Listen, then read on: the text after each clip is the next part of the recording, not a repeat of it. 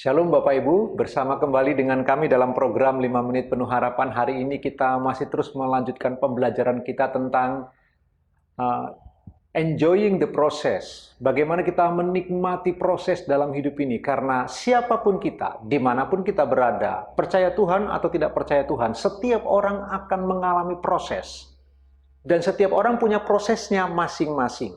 Hari ini kita akan melanjutkan bagian dari pelajaran kita, bagian ke-6, bagaimana kita bisa menikmati sebuah proses. Firman Tuhan dari 1 Petrus 1 ayat 6 dan 7, salah satu teks yang terkenal, firman Allah berkata, "Bergembiralah akan hal itu, sekalipun sekarang ini kamu seketika harus berduka cita oleh berbagai-bagai pencobaan.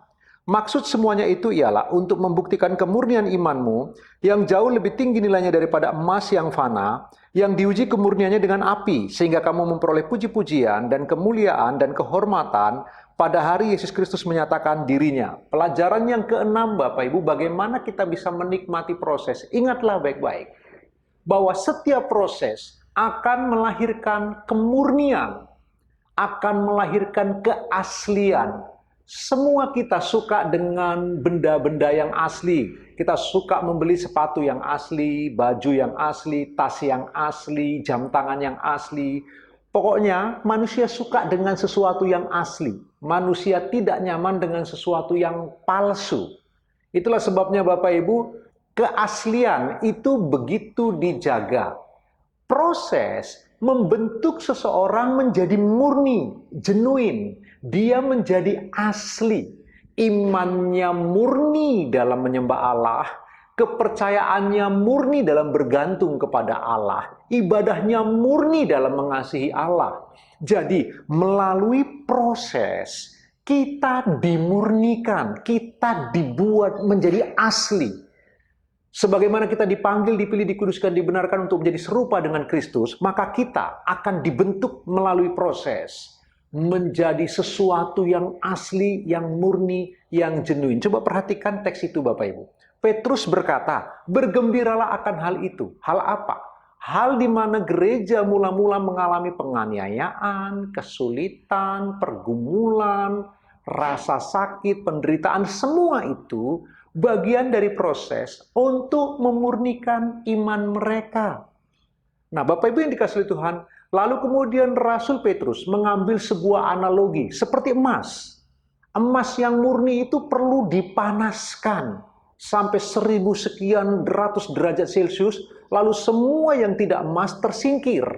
Hanya tinggal emas yang murni. Nah, Petrus berkata bahwa semua kesulitan hidup itu bagian dari proses untuk memurnikan kamu, supaya kamu lebih murni daripada emas yang fana. Iya, emas tidak bisa protes.